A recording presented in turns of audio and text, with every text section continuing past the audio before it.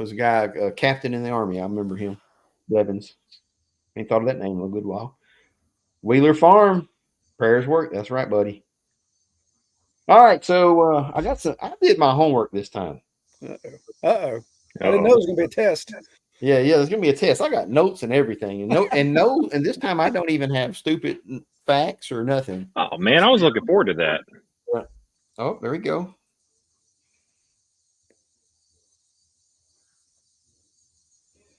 Yep, everybody was hoping Hank will be feeling better.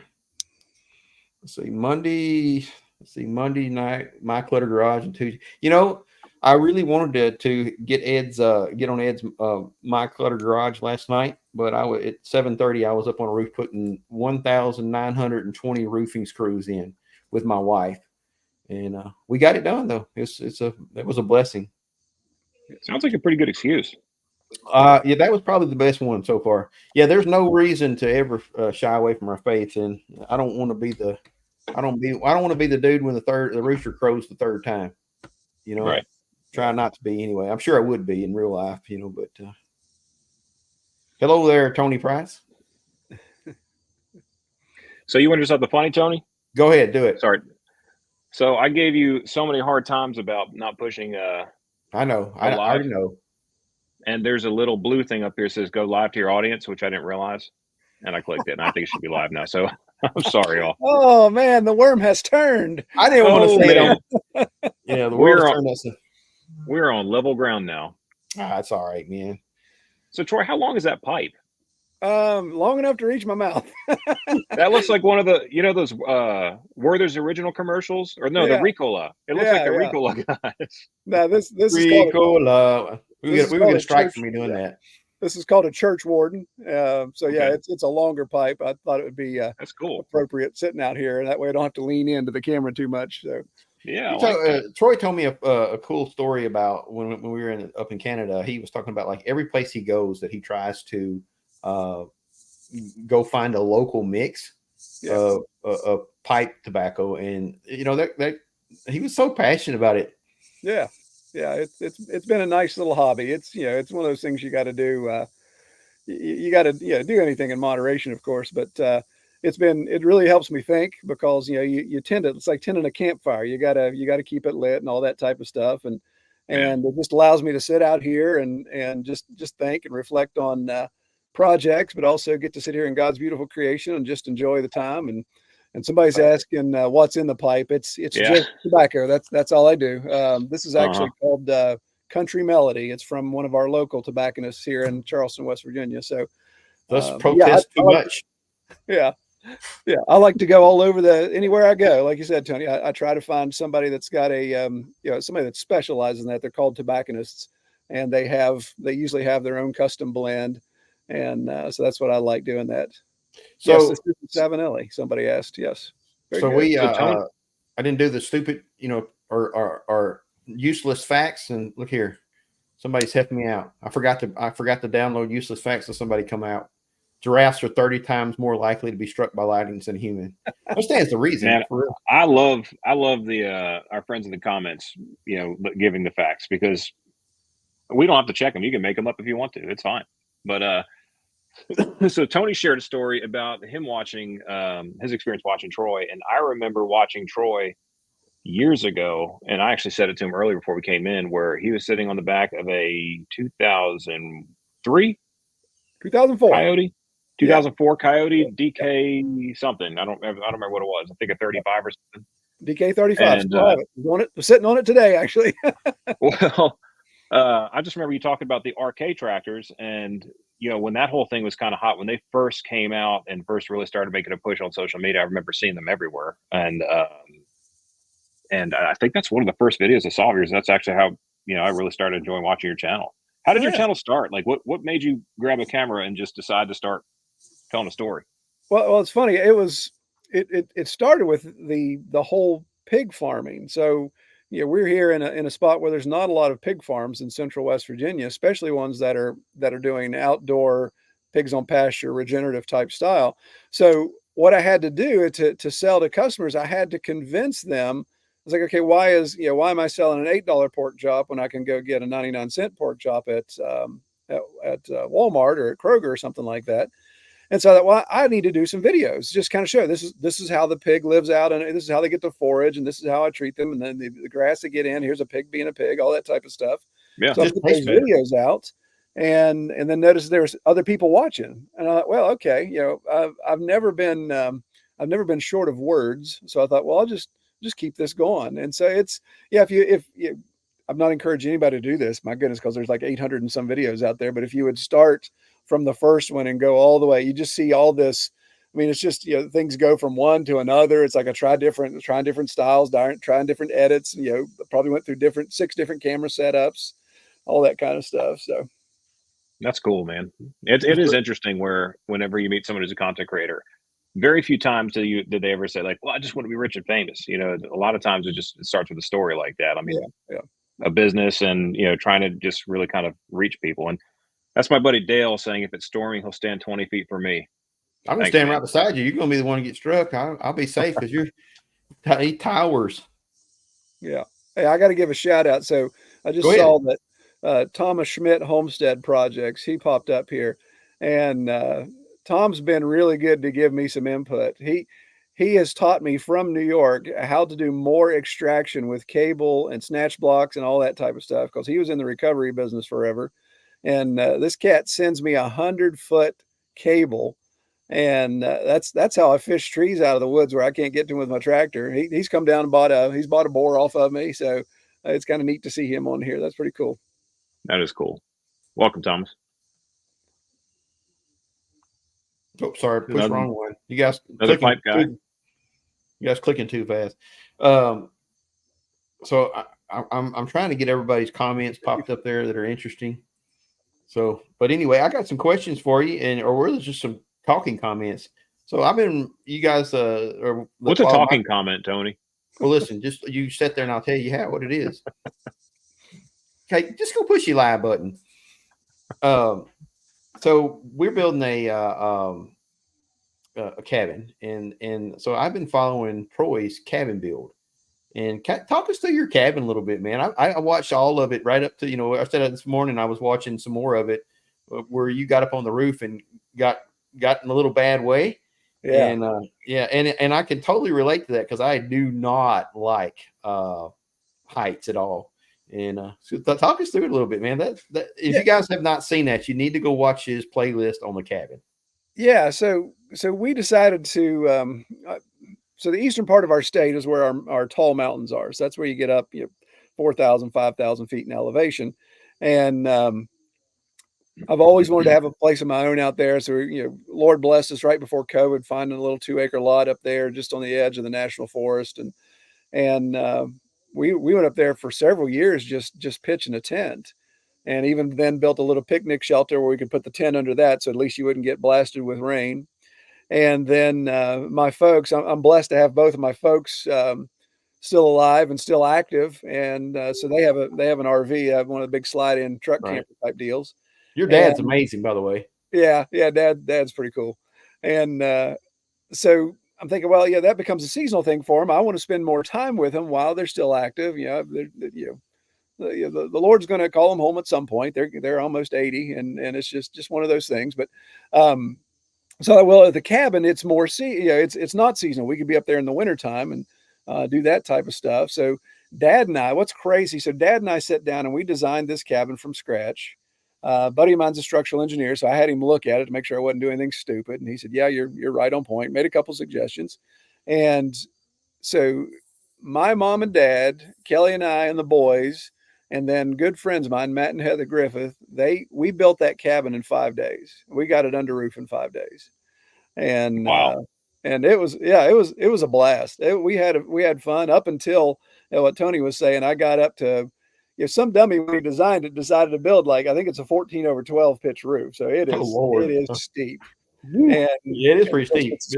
Story and a half. And on the back side of it, it's we're on a little bit of a slope, so the back side of it's already 5 feet off the ground. So it was pretty high, and I'm up there trying to put that ridge cap. Well, the ridge cap, of course, you can't tie off. You can't do anything like that. I wasn't going to screw the anchor back through the metal roof and have to worry about sealing it back up. So Yeah. I get up there and I'm trying to do it, and I'm trying to Spider-Man crawl out there to screw it down. I can't do it. And at one point I dropped the ridge cap and had a bit of a panic attack because I was up there and it's like, I got to get off this roof right now. And at that time, Dad was, I think 76 or 77. Dad shimmied up that ladder and he just kind of crow hopped all the way across that ridge cap, putting it down and came back down. I'm like, that's crazy to get shown up by a 76-year-old dude, but built it's different. awesome to get shown up by a 76-year-old dude who's your father. So Built different. yeah, that's all right though.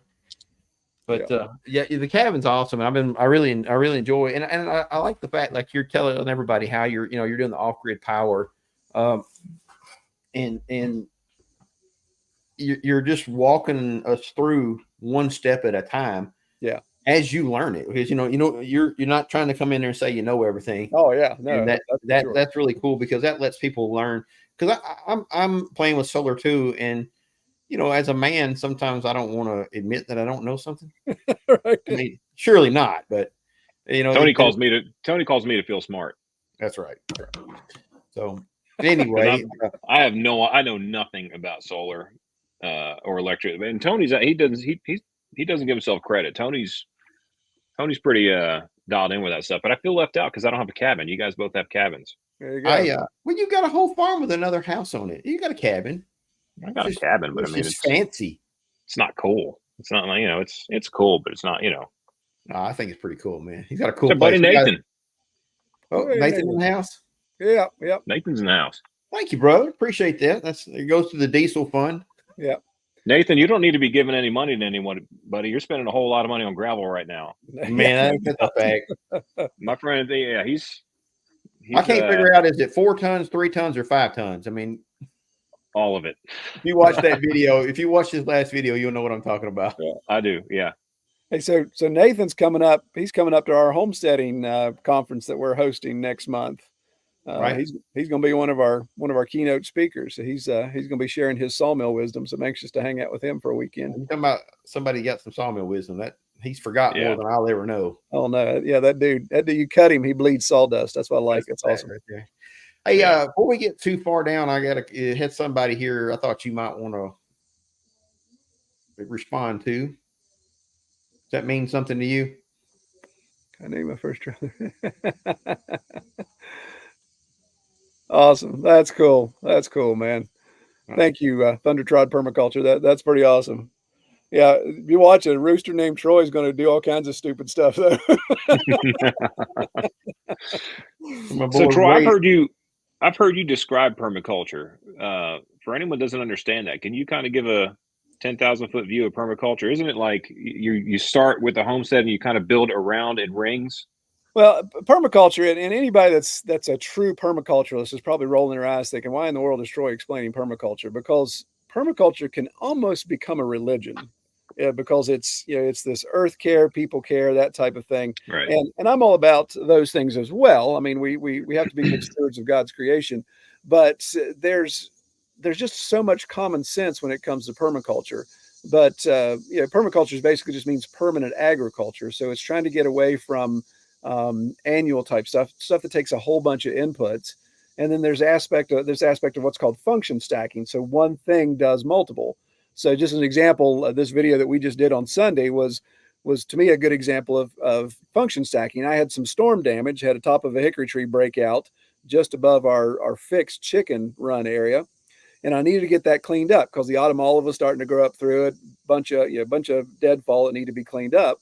But I need more wood chips in my chicken run, and I also need some biochar. That's really good with building soil.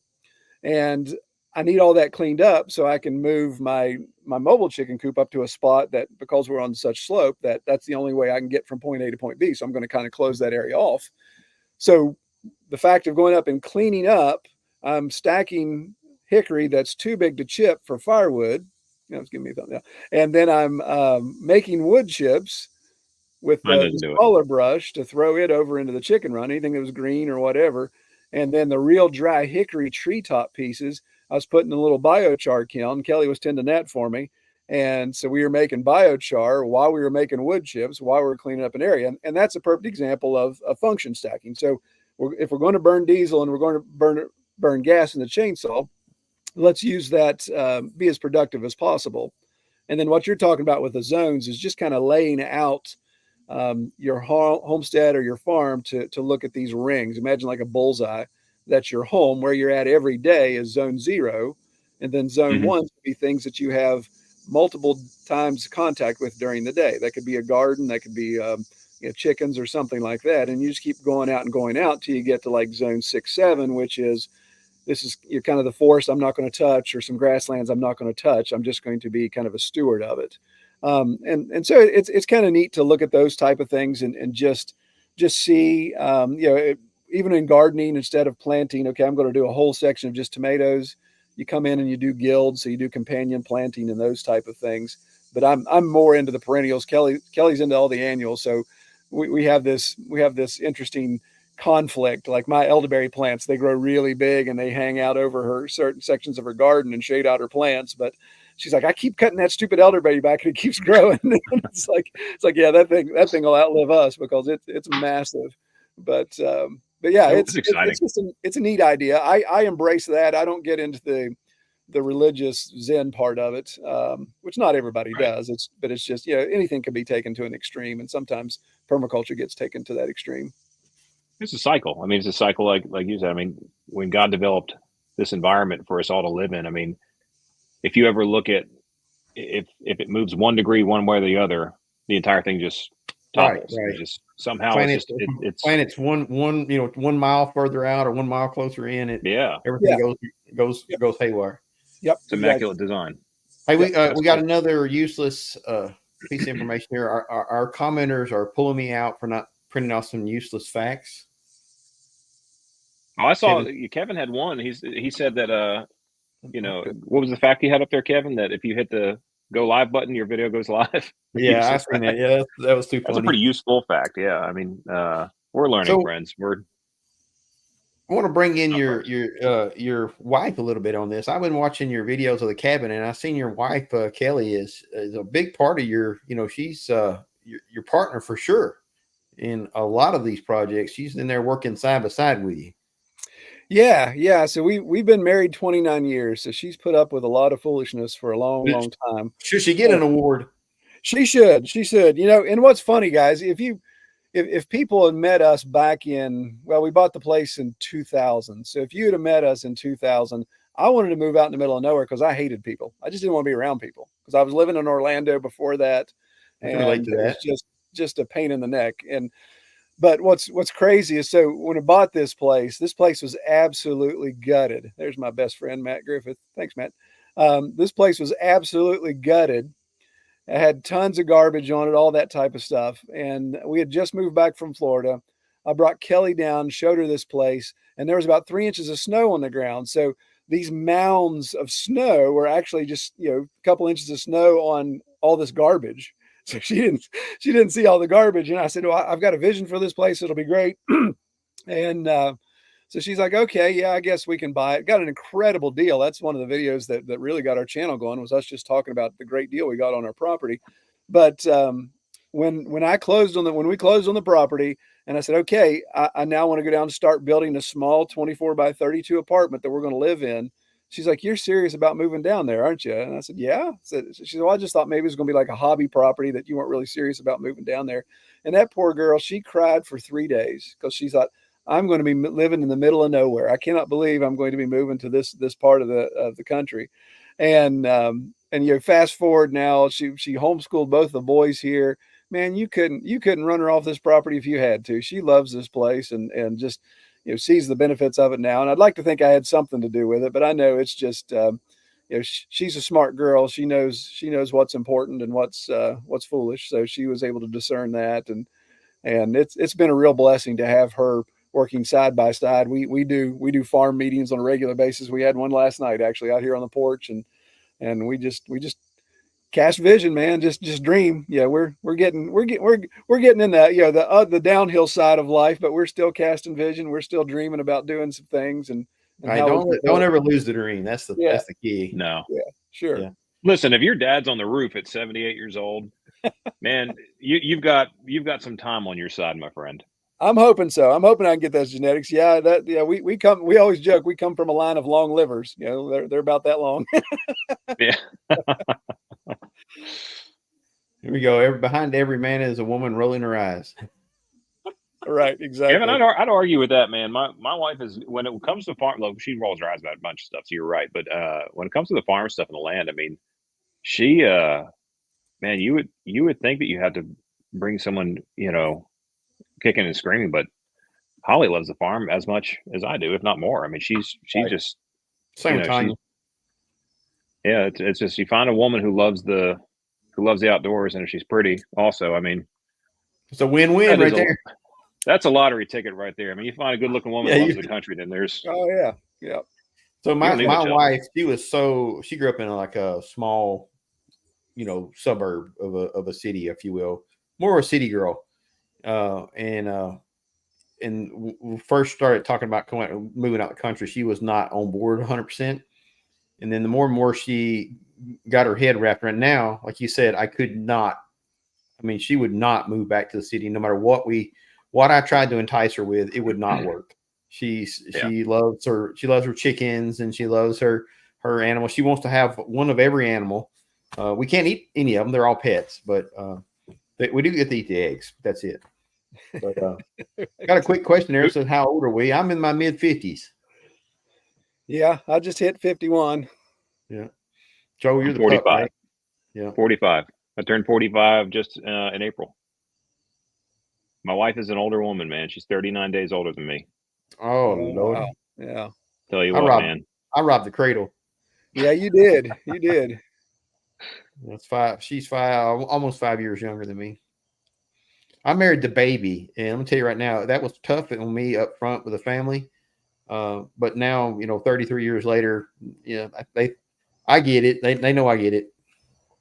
So, Rusty Garage Homestead said, my wife was from the city. She moved in with me where I grew up. She won't ever go back to the city. She loves it out here. I don't know if you all, I mean, I'm sure you guys remember the show Green Acres. I remember being a kid watching that show, and to this day, it's still a great show. If y'all ever pull that up and watch it, man, it's just, Yeah, it's good. It's a a cool show. It still carries, man. It's a good show. Zsa Zsa Gabor, wasn't that her name? Yeah. Well, that was Ava Gabor, actually. Zsa Zsa was her it? sister. Yeah. Zsa Zsa Okay. Ava was the one in the show. Yeah. Okay. Right here. Kevin's That was 47. for my wife right there. Pets are our friends and delicious food. I make the joke, but it's so true. Our chickens have a you know, health benefits and a retirement program. You know, so we do not get to eat the chickens. They go into the sunset. Happy birthday, Who's Your Handyman? He's 59 tomorrow. All right, 59. Let's see there. Happy 59th, brother. Yeah. We'll be the first ones to say it. Yeah, that's amazing too. Well, I got I've had both my knees replaced. Let me tell you, when I got down pretty low there, and Tanya, she carried the weight. So I understand, brother. Well, you have to have your knees replaced because you were carrying the weight. I carried rucksacks, and you know, and jumped off problem right there. and jumped off of things I shouldn't be jumping off of, and trucks and tanks and whatever else I could bail off of. I remember an old sergeant telling me way back when I was a young man, "Don't jump off them trucks; it's going to tear your knees up." I had my Superman shirt on and everything, you know. Not me. All right, Thomas Schmidt Homestead Projects turned 59 yesterday. Happy birthday, Thomas. That's 2 in here, 59. Yeah, I know. There's Debbie Gallimore. Hi to her 2 little brothers. I assume she's talking about Tony and I. Yeah, Debbie, I sure would like some hats. Just saying. Just saying. Debbie is Tony's sister, and she makes custom hats. And she does embroidery. She does embroidery, or embroidery, as others would call it. Man, no, it's embroidery, man. I'm from Weakley County. That sounds a little. It sounds like something a godly man wouldn't say. Embroidery. That sounds like something you do time for. I did some time for embroidery. But she has found a hookup on some XL hats because I've got a massive melon, so I'm excited about trying those things out. Joe, why don't you have your Joe and Joe the Farmer under your name like everybody else? Because my channel's Joe the Farmer. Yeah, but I'm so creative that I came up with, Joe. I was on Well, my I mean, farm and I was like, well, I can't really, the farmer, I guess. I can't say nothing anyway. Troy's the only one's got a pretty interesting name. That's such a cool name. How did you come up with that anyway? I mean, I don't know if I watched back that far.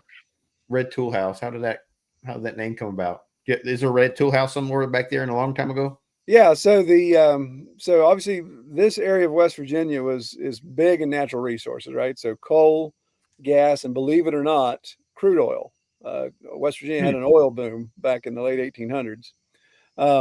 So on my farm, 100 acres, there are 9 capped oil and gas wells. So they're inactive, but at one time there were 9 working wells just in this 100-acre valley. And the old tool house used to sit on the very back of the ridge where the county road used to be.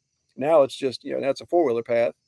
But there used to be a red tool house that sat there. And there was an old fellow, when we bought the place, there's an old fellow that his entire family owned this entire area at one time back in the early 1800s. And he was 90 something when we bought it in 2000. And he was kind of like the neighborhood historian. So he's the one that told me about all of it. And I thought, that's just neat. Red Tool House. I love, love tools. I love working on stuff. I love the fact that my property, out of all the area around here from the original farm, is the parcel that had the Red Tool House. So I thought, and that's just unique. It's one of those things, when you come to trying to name something on YouTube, you want to have something unique. So I thought, well, there's not too many Red Tool Houses out there. So that is cool. That's how we got there. All right, that was.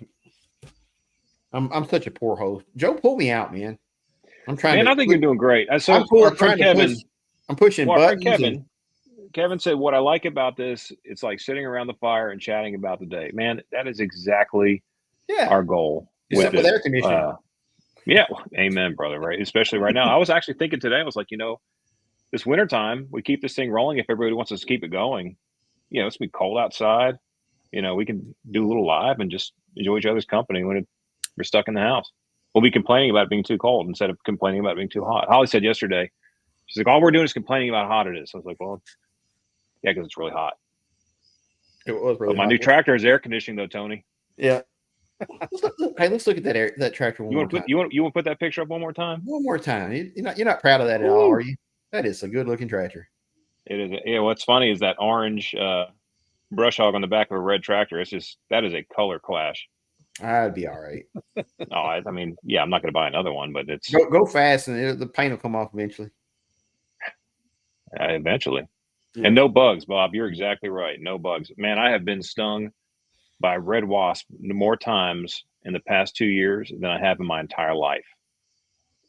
I'm going to war with those things. CJ, what's up, buddy? CJ there. Let's see, Troy.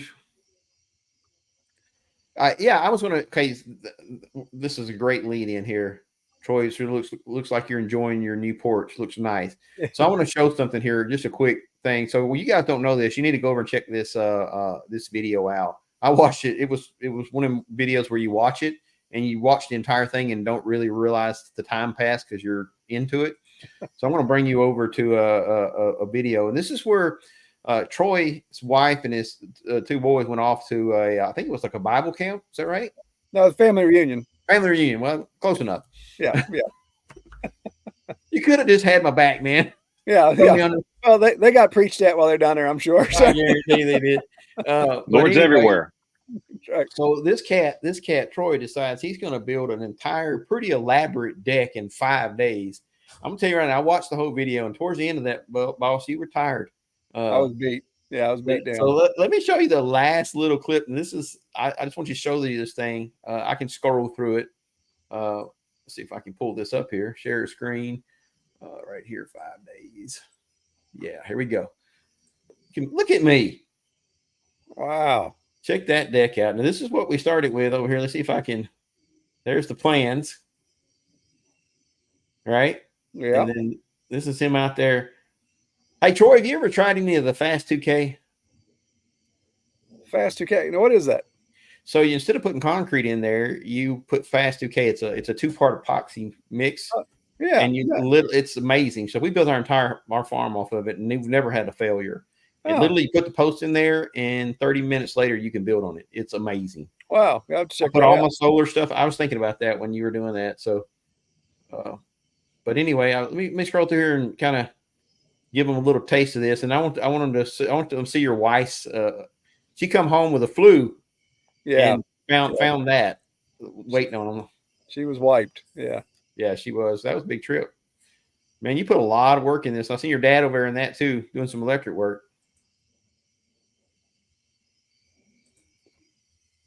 There you are testing it out. He just wanted to build that so he could. His wife got tired of the pipe being around the house. Yeah. That's a smoking porch. Right. Here, Right. Yeah. here I'm we go. definitely taking.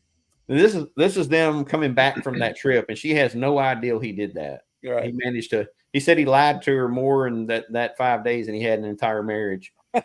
Yeah. That is What's awesome. going on? What the heck? Wow!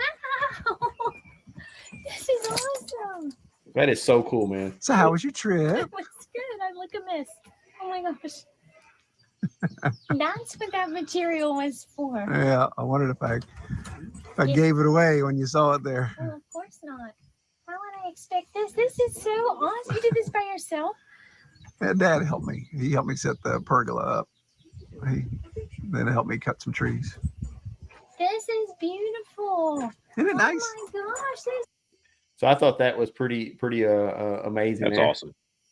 That is Yeah, awesome. That warmed my heart, dude. I ain't gonna lie. You know, Cool. I'm a hard, but I don't show emotion too much. With that, I was sitting there like about ready to drop a tear. Yeah.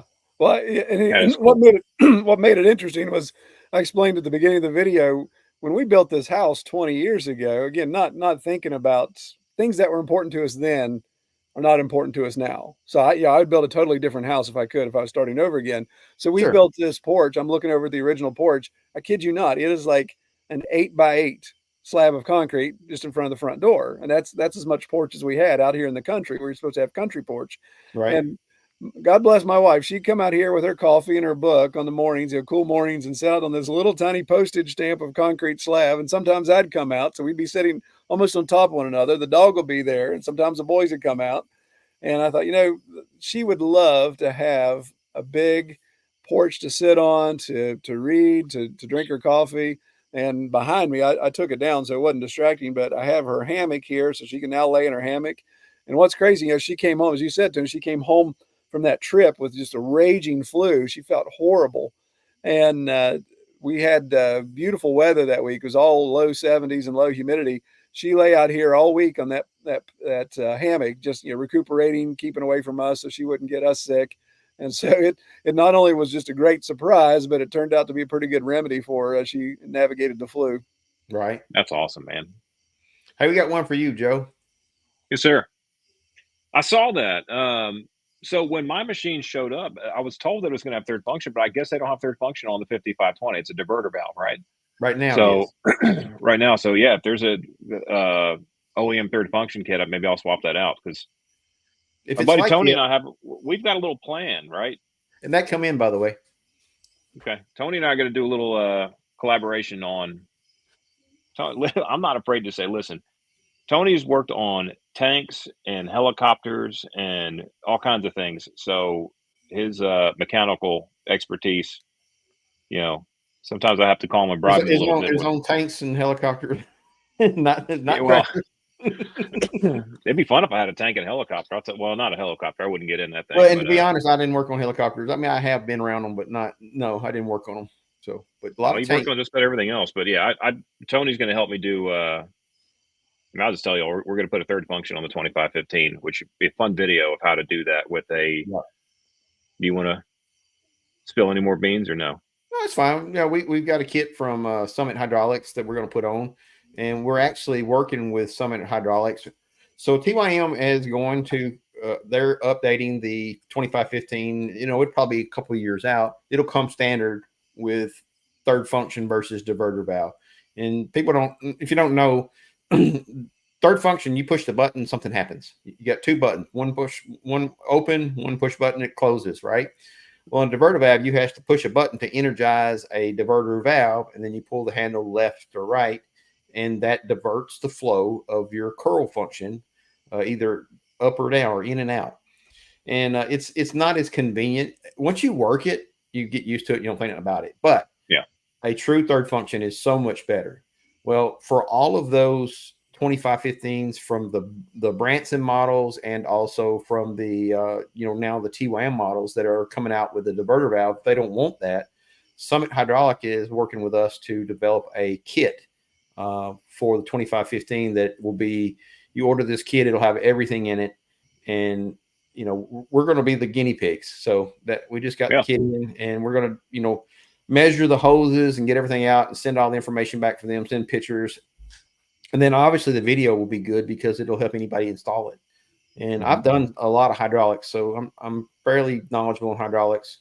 But anyway, that's enough tooting my horn. Thank you, Joe. No, listen, that's why I'm not going to do it on my own. I'm going to have my friend Tony come help, and I'll be there for aesthetic, and I'll get Tony his water and coffee or whatever he needs while he's doing it, and rub my feet. Yeah. No, we're not. We're going to draw a line somewhere. Also, so if you guys tuned in and watched with Jake from last ITC week. Quick Attach last week, there he is. Here's our buddy. So he's working on something for the backhoe. That should solve the backhoe issue, because that backhoe, I mean, it's not a good scene to see me sitting on the backhoe because it's tight. It's real tight. So it's tight for me. And then you're 6'5". Yeah, it's not. No, I'm 6'4", but it's. You shrunk?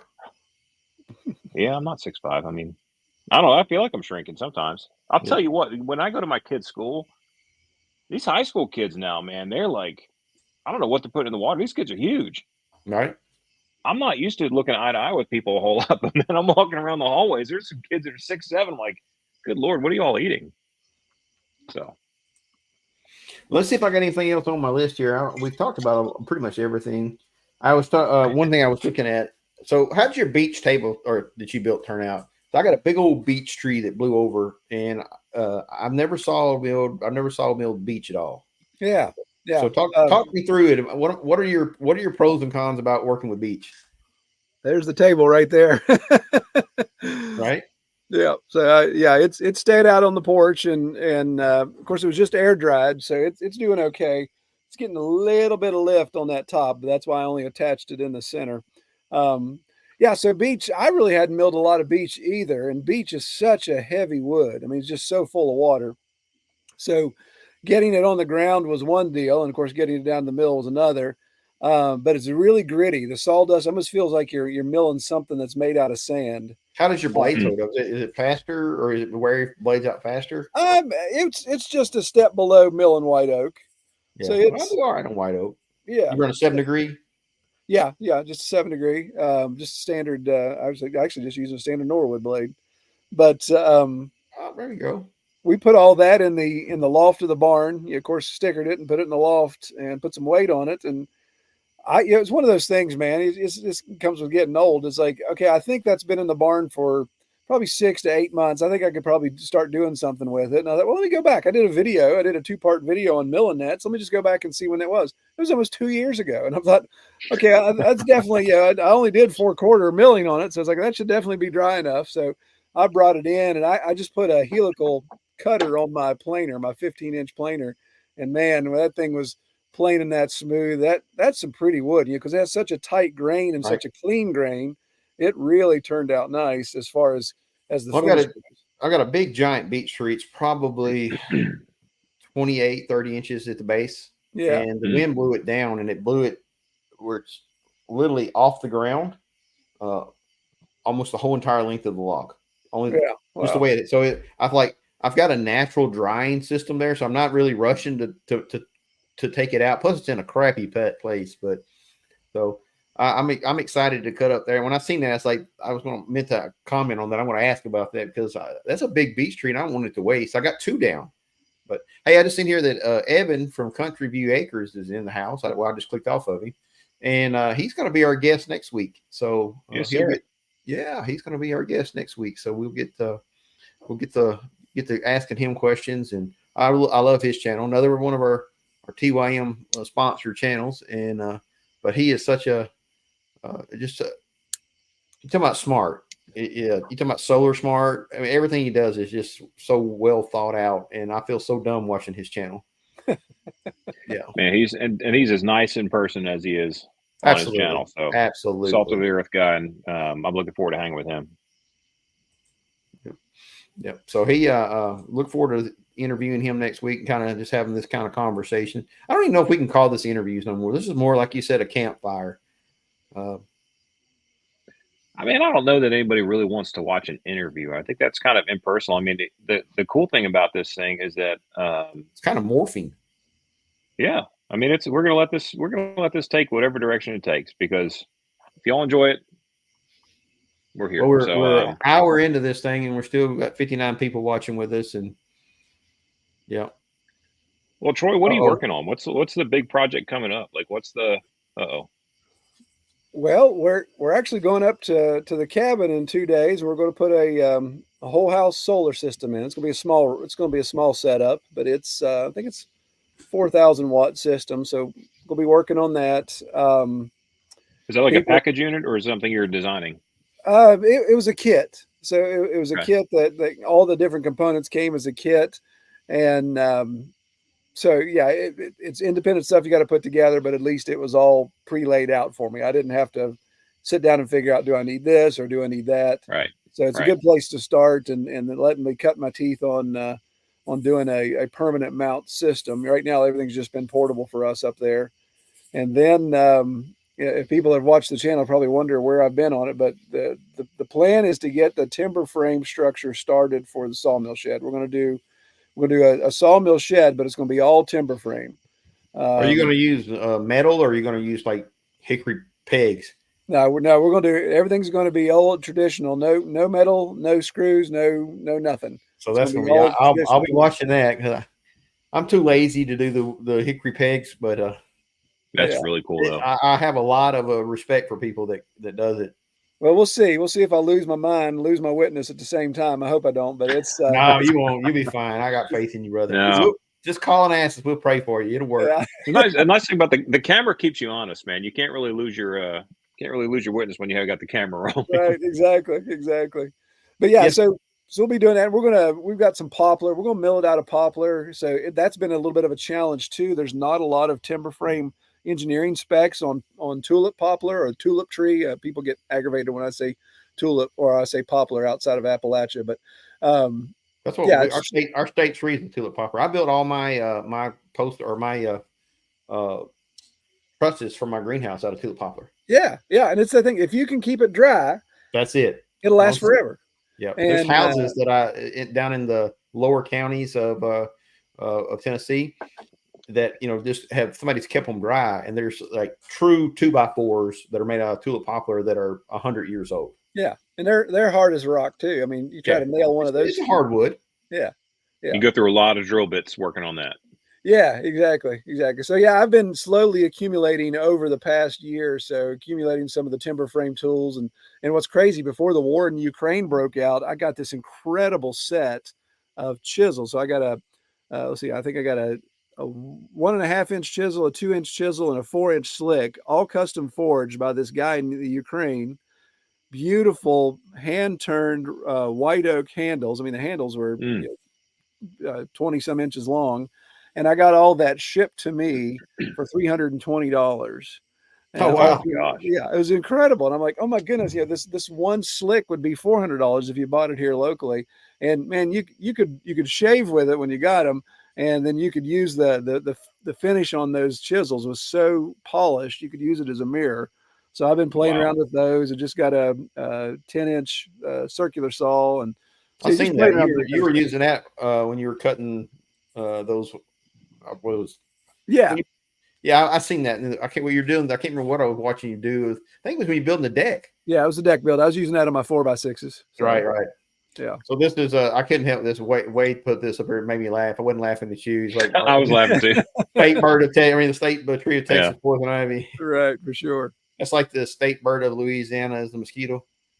Well, the state tree of Tennessee is the TVA towers, those big, huge TVA towers with the wires going on them.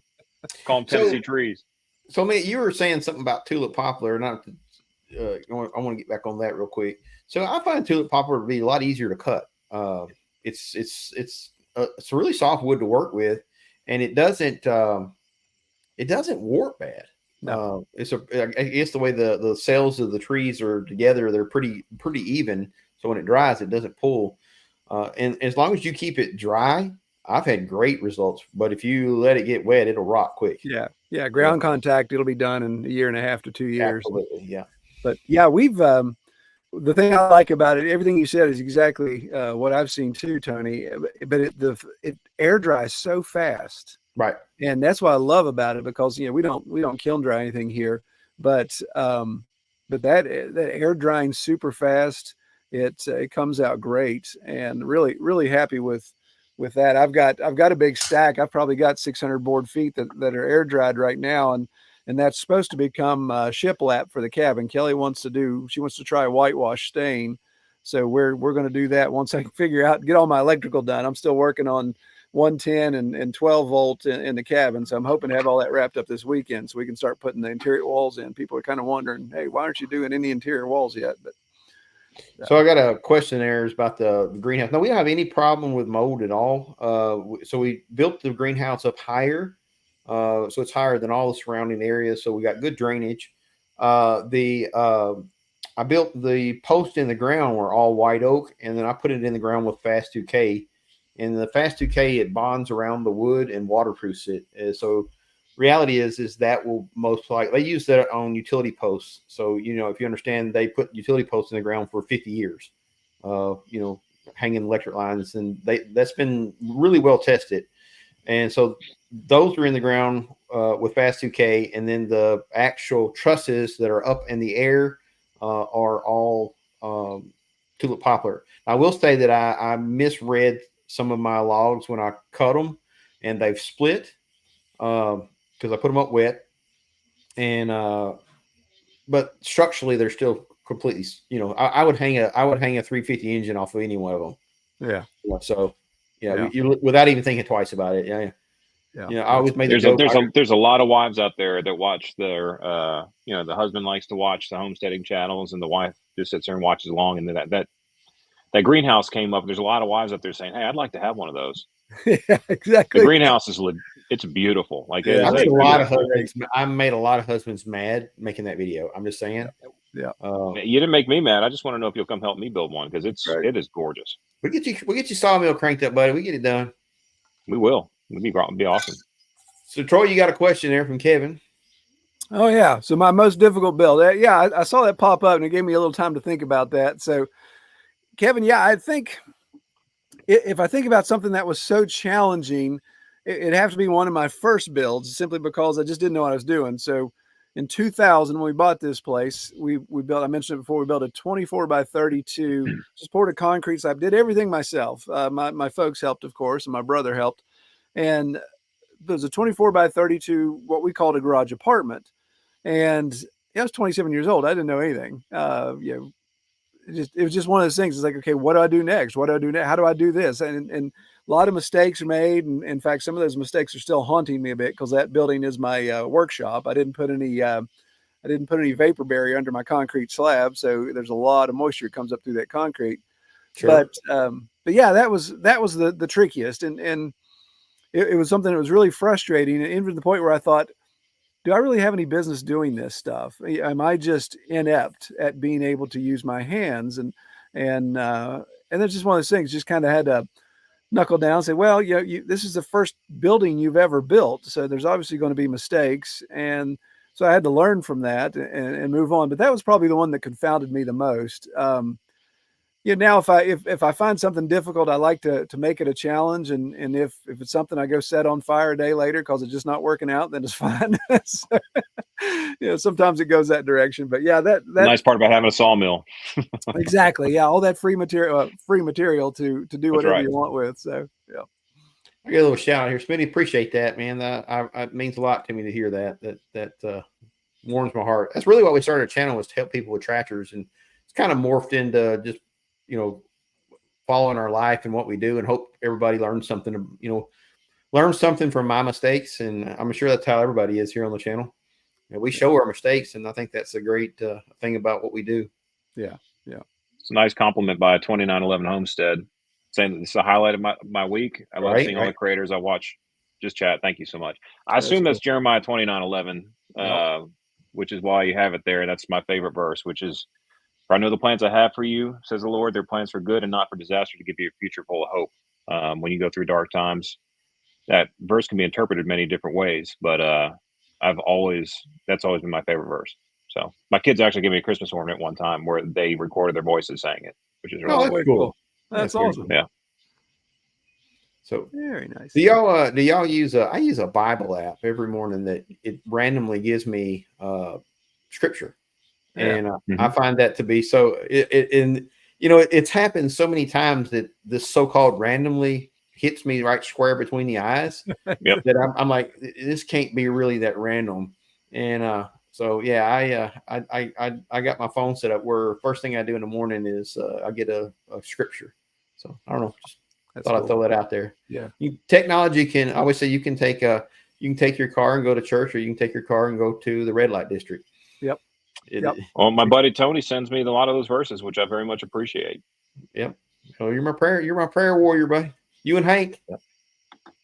Yeah. Well, you guys need it, brother. Yeah. Mike Evans is going to step out on us. Appreciate you, brother. Appreciate you, Mike. Now this is my nephew, and I don't know if you guys. I don't want to embarrass him, but he is a preacher now. He has been called to the Lord to preach, and he has been preaching at several churches, going all over, fill in for different preachers, and does a great job. God's got big things for him. That's amazing. Yeah.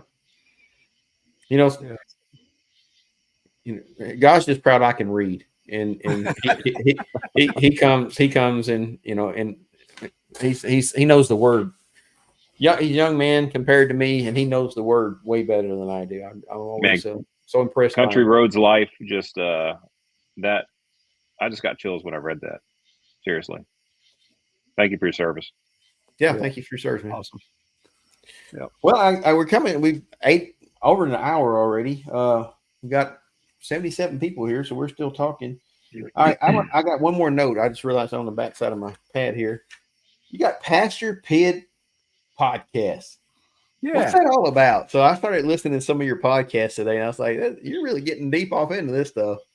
Yeah, so obviously there's a very finite audience for that podcast, but just realizing that there's such, when it comes to raising pigs, obviously there's centuries of information, and of course when you look at modern agriculture, there's just tons and tons of stuff how to raise a pig in a big building with 12,000 or 20,000 of his closest friends, and that's just not the direction we go. We go more.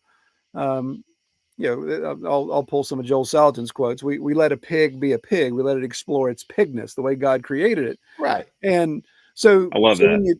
When you do this type of stuff, there's not as much data behind it. And so just realizing wow, that we need a resource that when people are starting, we want to encourage people to do more and more regenerative agriculture and raise, take responsibility, raise their own food, that type of thing. So if they're going to put a pig on their homestead, they think, okay, do I do like my grandpa or my grandma did, or great grandma and grandpa, and make a 10 by 10, corral or stall here, pen that's just super strong, toss him in there, the mud and the stink that build up in 6 to 12 months, and then kill him and eat him. And we're saying, no, there's so much more that you can do with that. And actually, instead of dealing with smell and thinking a pig is a dirty animal, if you put it out more in a natural habitat and you manage that, you not only get incredibly tasting pork that's more healthy for you, right, but you also get an opportunity to build soil, improve land. I always say, my pigs are my pioneers. So as we're trying to clear land, like we call it silvopasture. So there's a nice combination of trees and pasture grass. So it's not just stark hillside. But they go west. That's the direction we're heading. So they go and they clear underbrush. They eat poison ivy. They are the best things for clearing underbrush. So all these things, it's like, if we can just get an opportunity for people to tell their stories and their uniqueness of each of their farms, then that would be a good resource for people. So I started the podcast. I didn't think anybody would listen to it.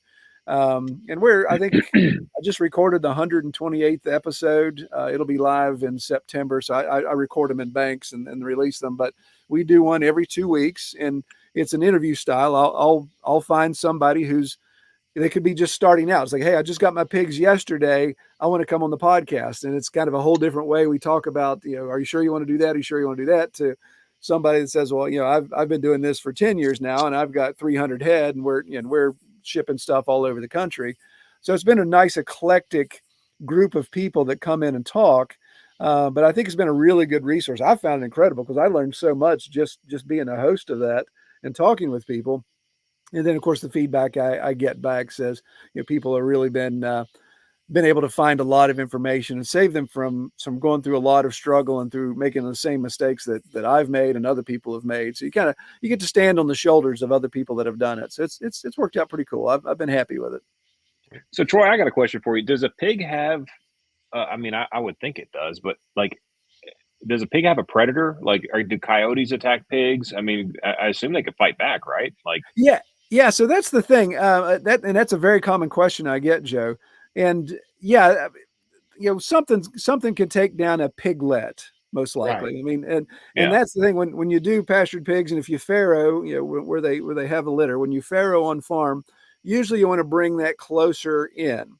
Now we do electric fence. That's how you keep them in the spots you want them and keep them out of the spots you don't want them. And what's crazy, and the reason why I actually got into pigs was, you can get away with one single strand of electric wire about 12 inches off the ground, and that keeps a pig in.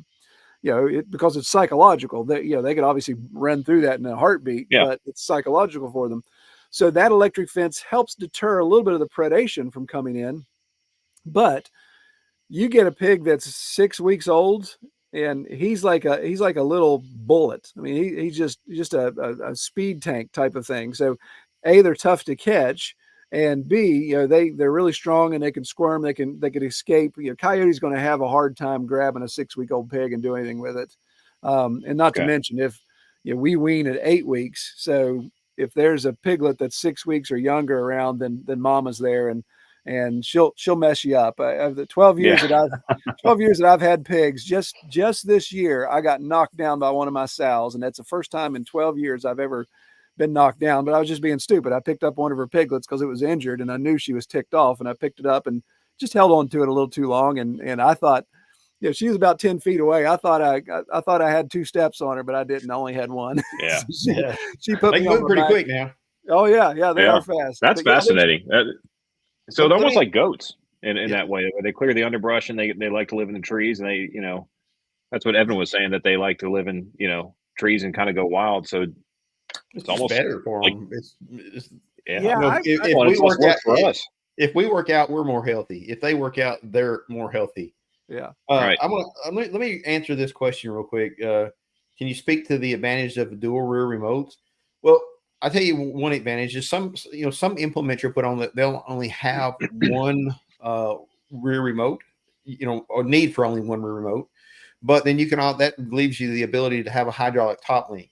So for an example, if you have a back blade that has a hydraulic turn pivot point on the actual blade, well, then you can also use a hydraulic top link to adjust it up and down. So it just gives you more flexibility. And then you have things like an offset flail mower, like a ditch bank mower, which requires you to swing the arm out for one motion and then turn your head up and down for another motion. So that's 2 different circuits. So for a circuit is just 2 outlets, and basically when you push the valve one way, fluid's coming out one valve, and you push the other way, fluid's coming out the other valve. And whichever one pressure is not coming out, it means the other one's turned back and going back into your sump. So one's always a release back to your sump, and one is always pressure out. And then when you put it in neutral, which is the middle, it locks both of them in place and keeps the hydraulic fluid in place. And that's why the cylinders don't move in and out. And there are systems that will let that. That's really getting in the weeds. Yeah, Smitty, I can actually answer that question too, because when that tractor was delivered, sometimes I'll do like batch filming, right? I'll do a couple of videos, filming it on one day, and I filmed the tractor showing up and kind of showing that, but then I did another video of where that 5520 comes with two remotes. One is a springing remote and one is a detent. Right. That's another Is that good right? point. Yeah. And Another good point. Yeah, absolutely. yeah, the springing one is where I hooked up a hydraulic top link to Tony's point. I mean, listen, y'all, if you don't have a hydraulic top link, probably a lot of folks do in here. Oh, yeah. It is the best thing in the world. And I think I paid it was on Amazon for like $175, delivered to my door, free shipping. And for $175 for the life of that tractor, I don't have to leave the cab to ever turn a turnbuckle for the top link. So you just, the springing one, you push forward, push back, and it will spring back to where it is. A detent is going to be more where you have continuous flow, to Tony's point, and For you can backhoe, use backhoe, hydraulic log splitters that you're work good off at the back. there's a few implements Even, that have, but you can also motors. use it as, you can also use it as springing too, though, because like Yeah, if you you just have to manually pull it back.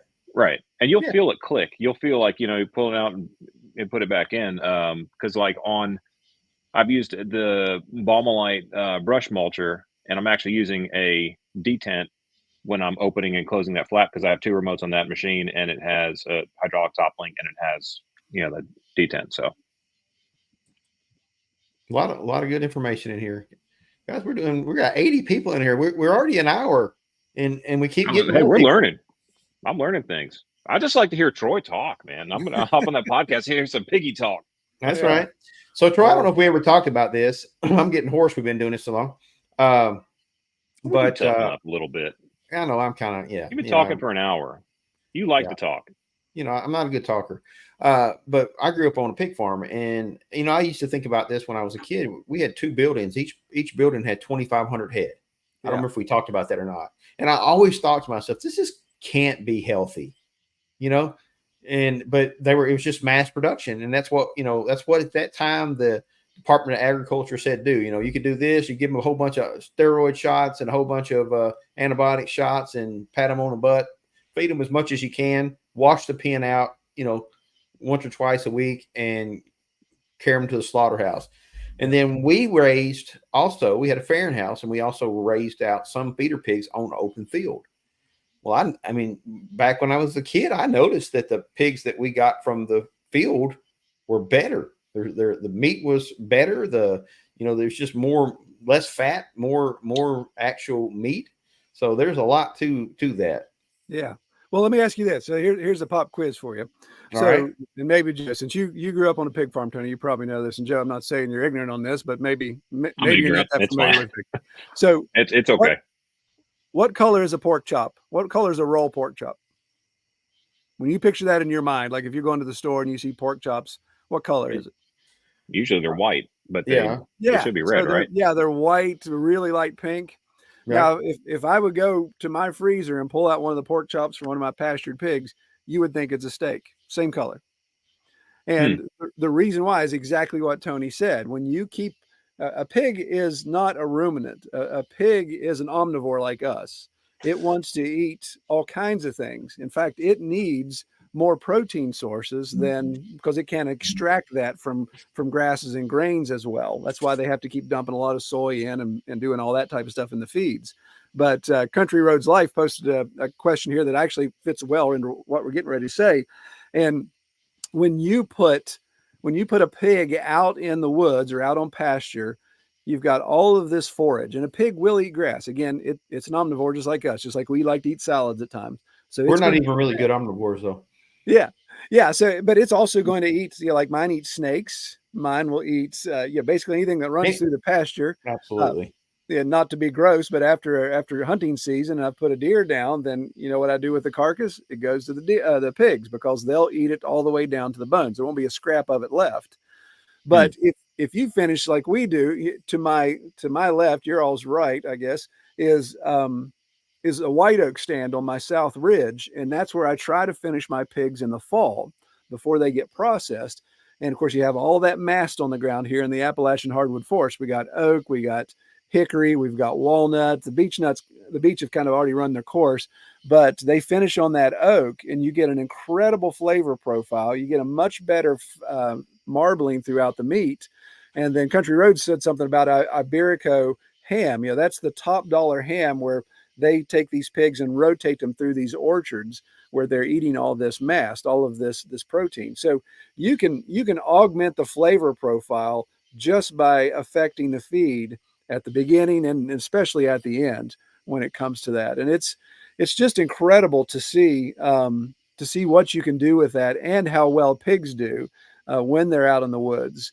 I mean, just the nuts have so much, fat. And I say this: pigs are a better omnivore than we are. We are very poor omnivores. But the pigs, when they go out and eat all the nuts and berries and forage through all through the woods, they're processing it a lot better than we can, and that's a big, huge fat source for them too. You wouldn't think about it, but hickory nuts and acorns, they have a lot of fat in them. And that's the first time I've ever heard you say acorn, by the way. Acorn. Listen, I'm speaking weekly. I'm speaking weekly countying. Yeah. I usually hear people say acorn. Acorns. Yeah. Listen, but you were talking about. I can get this at home. I don't need it here. Right. Exactly. Tanya's texting me. Give Tony a hard time on the live stream. Oh yeah, That's Kevin. Kevin. Something you should not feed your pig. Don't feed them pork.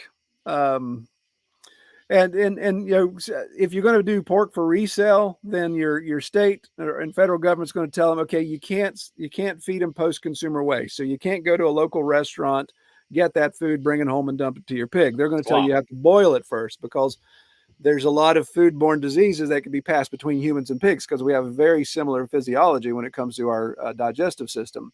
Right. Now, if you're raising your pigs for your own consumption, you're not going to sell it. You feed them whatever you want, table scraps, all that type of stuff.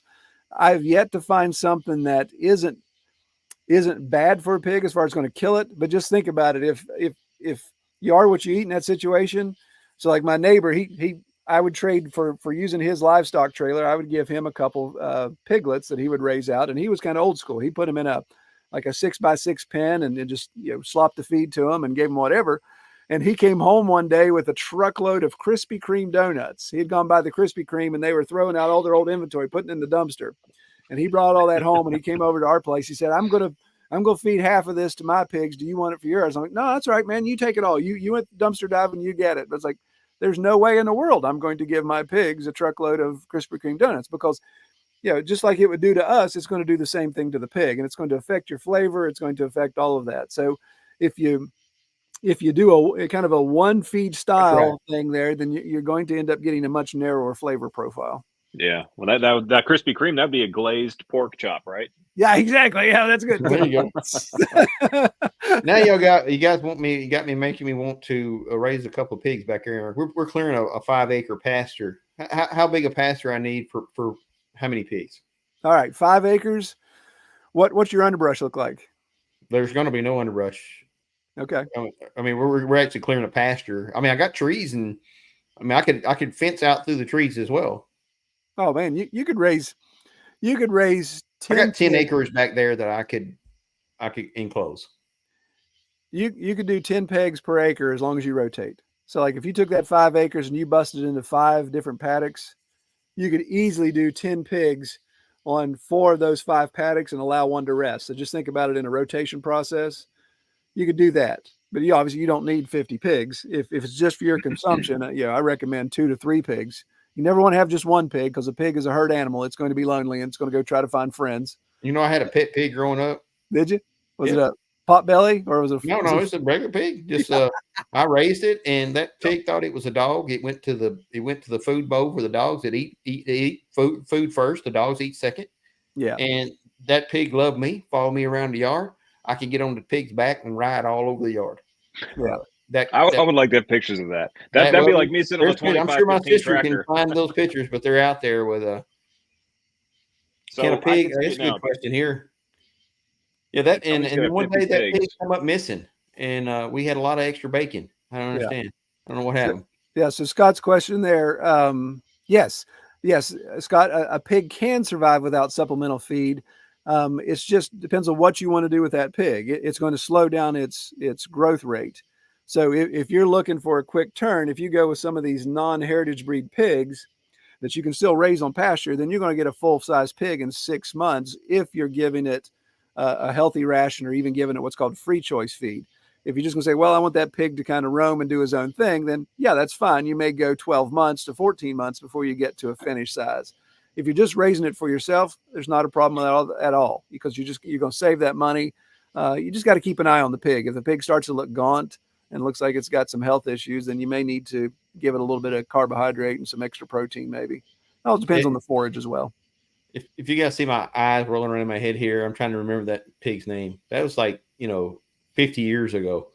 And, Right. and yeah, I'm like 5 or 6 years old riding around on this pig. This pig thought it was a dog. And now I have to go ask Mama what the pig's name was because Evan. I'll report Troy, back to you next week. Yeah, Troy, I could see Tony with 50 pigs on that property, and Tanya's not going to let him slaughter one of them. Exactly. Yeah, that's the I problem. promise you, we do pigs and goats. I have to do it because once she has anything to do with it, they're pets from here on out. Yeah. Evan said, "Is it Wilbur? Was the name Wilbur?" Wilbur. Well, Tony, the one thing. So I did a video about this, and it's funny. I didn't think it would do much, but it's really had a lot of traction. But it was talking about if you want to clear land, you need to get pigs, and it was kind of me comparing pigs to goats. Right. And I'm biased. I don't like goats. I think they look like the spawn of Satan. But hey, tell us how you really feel. I don't want you holding back, okay? Right, yeah. But they obviously browse, they eat things down. But what we want when we're clearing land, especially, the kind of land that we're dealing with here in our area, the mid-Atlantic area, you want to have some of that stuff uprooted. And so, I assume you guys have multiflora rose like we do. I assume you have autumn olive like we do. So that type of stuff, if you can encourage the pig to have interest in that. So like if we have these huge multiflora rose bushes, the pigs will eat all around it, clear out. It's not their favorite thing to eat, but what I'll do is I'll sometimes walk by with a handful of feed corn, toss it right in the middle of that multiflora rose bush or that autumn olive bush, and come back next day, and that greenbrier or that multiflora rose is uprooted. The multiflora or the autumn olive is uprooted, and then I can pick it up and put it on a brush pile. So they're going to come through and they're going to grub out the things that you want grubbed out. Now they'll also grub out the things you don't want. So if there's certain trees you want to keep, then you got to protect those. And we're talking about saplings, not huge lumber type stuff. But they will do a great job with that type of stuff. Now we're getting into the weeds of this pig thing. Oh yeah, that's a good question right there because when we race 5,000 pigs at a time, I don't remember even the red ones and white ones. I can't remember what they were. Duroc. Yeah, Duroc. And they were bred specifically for that kind of mass production. Yeah. What about somebody like me that's going to have a couple of pigs that are we're going to feed out and they're going to be free ranged? What would you choose starting out?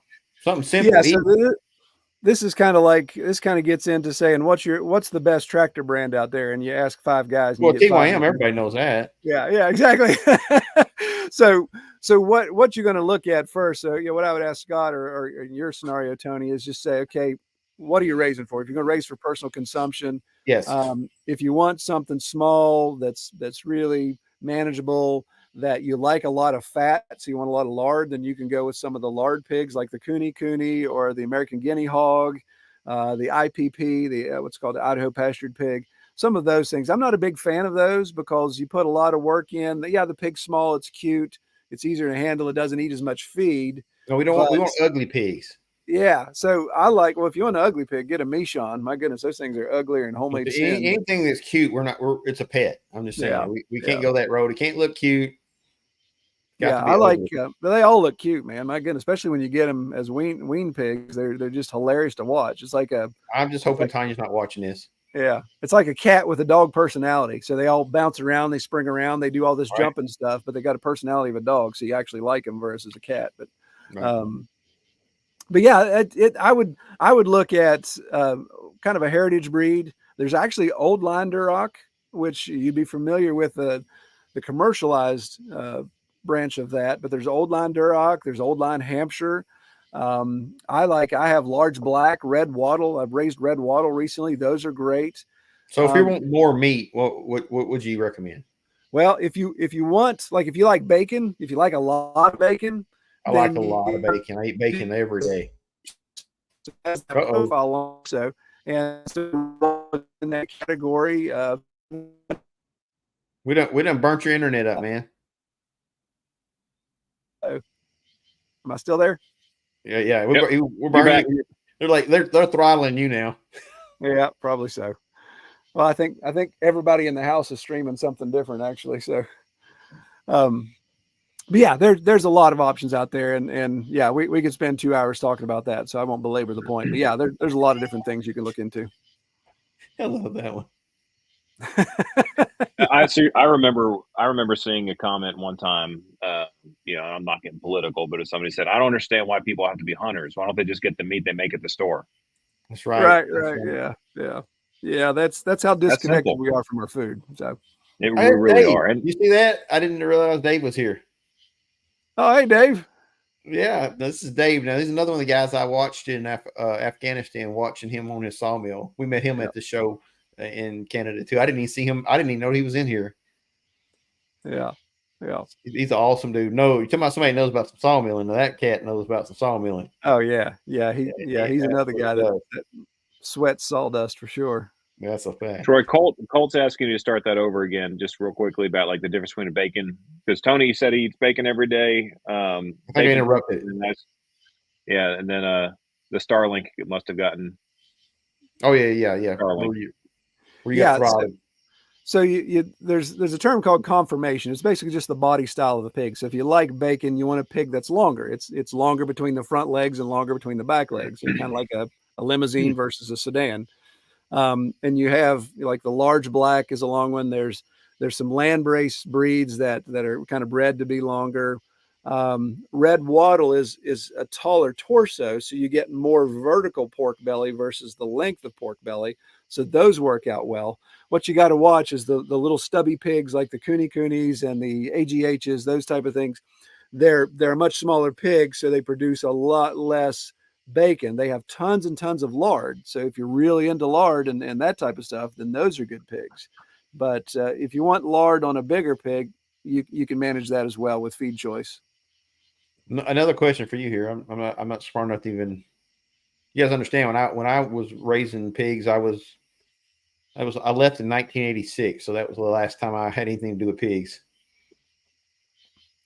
Yeah. Okay. So the best way to get a whole pig that you want to have processed.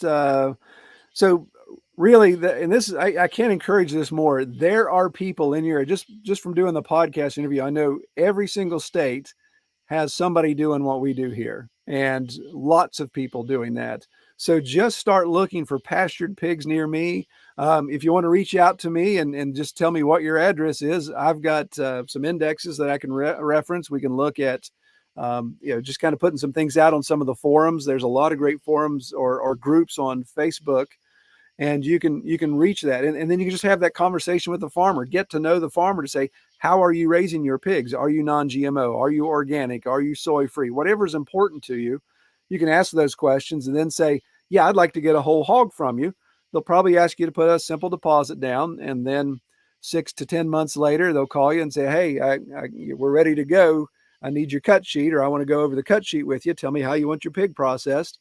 And then you meet up to pick up your pig. You pay the processing fee, and you pay the farmer the remaining balance of the cost per pound of hanging weight is usually that could be me in another year. There you go, man. You guys you sparked some interest. No kidding, you really have. Well, here's the rule that I started with, and I think it's kind of what allowed me to get my legs under for talking pastured pigs. If you're going to start with pigs, get 3. Get 3. So you get 3. You get 1 to eat, 1 to give to family or sell to a friend. So that covers your feed costs. So now those pigs are free. And then your third one is your wild card. Do you want to breed it because you really liked what you got? And so, if it's, it has to be a female, because most of the time you're going to get a castrated male, a barrow. But if it's a female, you want to breed it. And then you can start your own cycle, do some of your own farrowing, or you can decide, well, I'm going to put that pig in my freezer as well, and maybe half it with somebody. So not only did you get your feed costs covered, but you put a little money in your pocket. And so how many piglets will a pig have? If it's a good sow, 15 to 16. Yeah. We had a pairing house, so we had a lot of pigs. And that's how they breed them out too. Like, if I have a sow that does less than 10, she's got one strike against her. She Right. does another one less than 10, then she's on the trailer next time. Yeah. But I usually Bacon. get 14 to 15 viable per litter is what I shoot for. We've had a little trouble here lately. In fact, we're getting ready to rotate all of our breed stock out and start all over in the spring, because we're ready to try something new. Right. And Yeah, clearly, I mean, this may sound ignorant, but like they don't breed with each other, so you just sell them all. Yeah. So the piglets I raise, I will castrate the boars at an early age. So of course they can't breed at that point. And you usually raise those up as what you call feeder pigs. You raise them up to sell to people. The gilts, which is a female pig that is yet to be bred or has yet to have babies. The sow would be the one that's had babies. So the gilts, you can raise them up, and I just look at them, look at their conformation, say, how does this one do? Does this one have a bad attitude? Does this one have, you look at conformation, which is, your teats, how they line up. You look at the, you start to just examine a pig and see, does it have the characteristics I want to continue? Your buddy's after you. Yeah. Matt never gives me a break. He's always going me there. But yeah, you can do that. You can raise them out and sell them, and then kind of keep the one back that you want to keep if you have that situation. And with pigs, you can line breed them too. So you can breed if you have characteristics you like, you can take daddy and breed him to daughter. It's not like you're going to have a bunch of banjo playing pigs. It's going to be I would actually love that. That would be I'm a guitar player, so I would love that. I mean, I've got I've got a guitar right here, so I'm like, there you go, right? Yeah. If I can get a banjo, maybe get one to play the drums, another one on the bass. I mean, we'd start a little piggy bank. Yeah, it's great. Yeah, we always joke that if you get traits from line breeding you don't like, that's when you call it inbred. I have an inbred pig because you didn't like what turned out. But if you liked what turned out, you say, "Oh, this has been line bred." So it's just a different way to put lipstick on a pig, I guess. Yeah. Oh man, I did not think that we would go into this deep pig knowledge. Yeah, well, pig knowledge was not on my bingo card for this live stream, right, but it's man, been very illuminating, and it makes me now. I'm thinking, ditch the goats and go with the pigs, because I at least I know pigs. It's not. It won't be as hard of a learning curve dealing with them. You've got a lot less. I mean, goat meat's delicious too, though. I mean, both of them are. I mean, I love goat meat. But I'm Troy. I'm with you. It's something about the eyeball of a goat. Those eyeballs are it's hard to get past. Those square pupils, yeah. Well, I'll tell you. So I got a hole right here that through my lip when I was a kid. A billy goat come up behind me and knocked me down into where they cut the weeds off. The stalk was sticking up and right through my lip. Oh, gracious. Yeah. Well, a pig's going to have a lot less disease issues than a goat. I told everybody that when I was young, that was from fighting. I was tough. I beat up somebody. Yeah. Really, it was a billy goat that got beat up by a billy goat. Yeah. He's a big I don't want goat. to keep people here too long, Tony. Yeah. I gotta tap out too. I mean, I did not get this beautiful without sleeping. I've got to have my beauty sleep. Right. Well, I mean, gosh, Tony, you get up. What time do you get up? 4:45, 5 o'clock. I do. I get up at 4:30 and go to the gym every morning. So I'm generally walking through the gym door at 5 a.m. That's impressive. Yeah. Man, Tony's made a huge lifestyle change, man. He's dedicated. It's inspiring. Troy here is. I talked to him at the show when we was in Canada, and now he's trying the carnivore. So yeah, I'm day 13 on carnivore.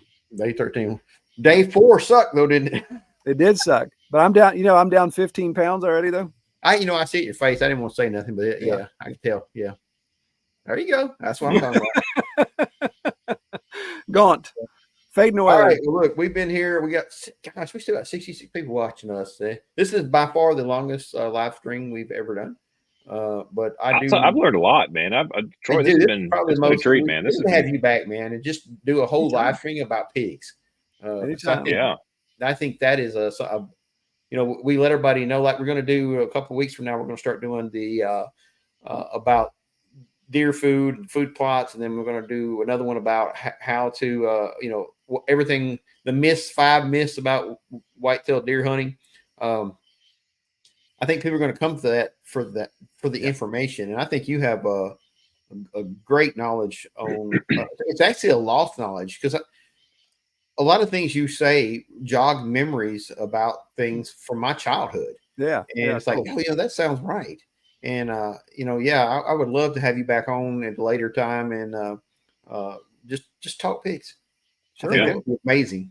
Yeah. We So can much do of it. this is it is lost. I know we're just such a fast food world right now, and some of this knowledge. My wife and I, we talk a lot about things like we lost her grandmother last year, and I mean, just the canning knowledge, and we're still eating green beans that she canned a couple years ago, and it's just that connection, man. Like all these things that we've lost, and one day we may need this knowledge again. Yeah. So Right. it's agree. really I think that it's a calling. I think it's a blessing that you're sharing it with people, and I think that is very, very noble, and I'm appreciative of that. So Thanks, man. you have a new subscriber on the podcast coming up here soon. There you go. All right. Yeah, we just So- started putting the podcast, even though it's audio only, we just started putting it on the YouTube channel as well. So you can get it through all the podcast feeds, but also on YouTube. So yeah, it's If it's you guys fun. are if you guys are from Joe's channel or my channel, Troy from Red Tool House Homestead, you guys go there and subscribe to his channel. I guarantee he's as much entertaining there as he is here, and he shows all the good and the bad. I love that fact right there. So absolutely. Yeah, if you want to subscribe to Tony's channel and my channel also, listen, we're not Yeah, I'm gonna not give going away to turn it Yeah, down. exactly. We're, Yeah. It's we're actually always free trying to today. grow, We're but- waiving all membership Exactly. costs are free today. Yeah, We're yeah. waiving all 3 for all 1 fees. special tonight. 3 for 1. I love it. Yeah. Well, last call on a question. I think about got them all. Appreciate everybody coming in. Let's see, got one more that's worthwhile right here. Check it out. My grandmother's 101 is always teaching us what she called the real way to do stuff. I'm telling you what, they need some real ways of doing stuff too. That's Absolutely. for sure. Scott, brother, journal that stuff, man. Like when she Yeah. tells you that stuff, I mean, if she's okay getting recorded or journal it, I mean that. Thank you, Kevin. There's Appreciate that. Yeah, there's a lot of knowledge we just don't want to lose. Yeah. Good I had deal. one more up there right there. That was, yeah. Same thing. I wish I paid more attention to my grandparents, and this makes me want to go back and talk to my mom. My mom is so smart on the stuff. She knows how to do things. They grew up on the farm, and she just knows how to do things. I need to go pick her brain some more. Listen, guys, I got to get up here in a few hours and go try to stay a little bit younger than I am. And I appreciate it, all you guys out here. Thank you for joining us. It's been a blessing, and yeah, Absolutely. God bless you all too, man. Kevin, appreciate you. We'll brother. see you all next week with Evan from Country View Acres. Same Evan time. will touch you. Yep, he's same time, 7 p.m. Central Standard Time, 8 p.m. Eastern Time, depending on where you're at. And I don't know the rest of them, so guess it goes downhill from there, right? That's right. I mean, hang on, I gotta get my fingers out way. Yeah, exactly. And it's 6 o'clock if it's this one. I don't even know what's after us, but guys, I appreciate you a bunch. We're going to log off here, and God bless. Have a great night. All right. Thank y'all so much. Good talking with